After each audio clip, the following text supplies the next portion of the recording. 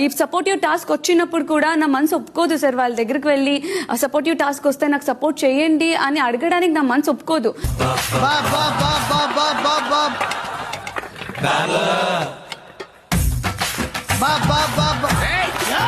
ఇలాంటి వ్యక్తిలా నేను సపోర్ట్ చేసుకుంటూ వచ్చిందని నా బాధ వేసింది. బాబు దేవుడు ఉన్నాడో లేదో తెలియదు కానీ if it is supportive task నాకు సపోర్ట్ చేస్తారా? ఓ వీడితో ఎందుకు వచ్చిన గొడవ?